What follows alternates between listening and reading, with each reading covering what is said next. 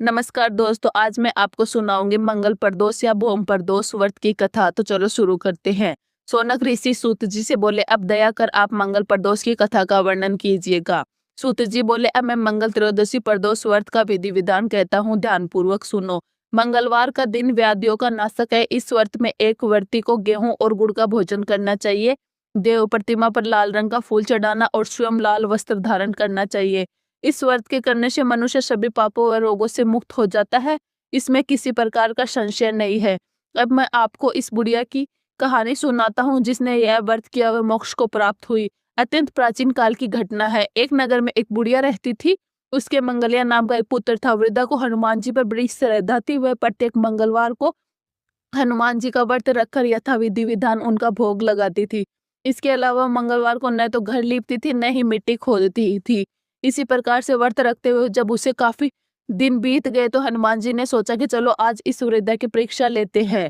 वे साधु का वेश बनाकर उसके द्वार पर जा पहुंचे और पुकारा, है कोई हनुमान का भक्त जो हमारी इच्छा पूरी करे। वृद्धा ने यह पुकार सुनी तो बाहर आई और पूछा कि महाराज क्या आज्ञा है। साधु वेशधारी हनुमान जी बोले, मैं बहुत भूखा हूँ, भोजन खाऊंगा, तू थोड़ी सी जमीन लीप दे।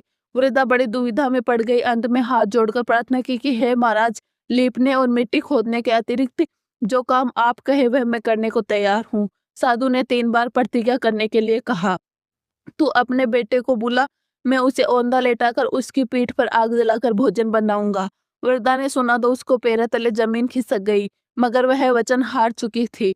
उसने मंगलिया को पुकार कर साधु महाराज के हवाले कर दिया, मगर साधु ऐसे ही मानने वाले न थे। उन्होंने वृद्धा के हाथों से मंगलिया को औंधा लेटाकर उसकी पीठ पर आग जलवाई। आग जलाकर दुखी मन से वृद्धा अपने घर के अंदर जा घुसी। साधु जब भोजन बना चुका तो उसने वृद्धा को बुलाकर कहा कि वह मंगलिया को पुकारे ताकि वह भी आकर भोग लगा ले। वृद्धा आंखों में आंसू भरकर कहने लगी कि अब उसका नाम लेकर मेरे हृदय को और न दुखाओ। लेकिन साधु महाराज न माने तो वृद्धा को भोजन के लिए मंगलिया को पुकारना पड़ा। पुकारने की देर थी कि मंगलिया बाहर से हंसता हुआ घर में दौड़ा आया। मंगलिया को जीता जाता देखकर वृद्धा को सुखद आश्चर्य हुआ। वह साधु महाराज के चरणों में गिर पड़ी। साधु महाराज ने उसे अपने असली रूप के दर्शन दिए। हनुमान जी को अपने आंगन में देखकर वृद्धा को लगा कि जीवन सफल हो गया। अगर आप हनुमान जी के सच्चे भक्त हो तो वीडियो को लाइक करें, कमेंट में जय हनुमान लिखें और चैनल को सब्सक्राइब करें।